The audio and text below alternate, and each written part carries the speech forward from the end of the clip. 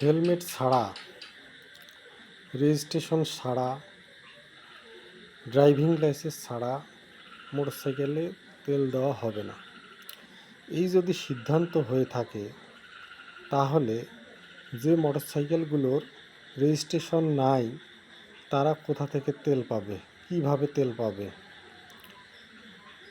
Motorcycle registration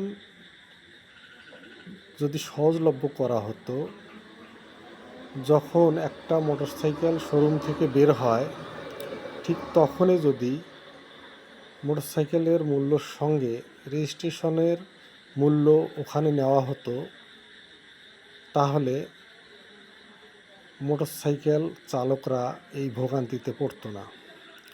আসলে আমরা মাঝে মধ্যে এমন কিছু নিয়ম দেখি যেটা জনগণের ভোগান্তি সৃষ্টি করে, অথচ এই নিয়মগুলো মূলত জনগণের ভালোর জন্য করার কথা, কিন্তু দেখা যায় যে ওই নিয়মগুলোই ভোগান্তির কারণ হয়ে দাঁড়ায়।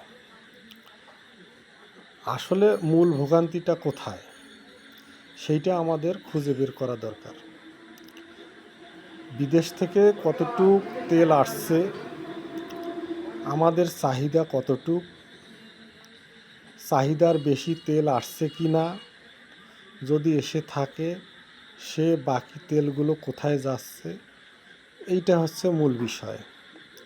তো আমরা মূল বিষয়ে হাত না দিয়ে উল্টো নানাবিধ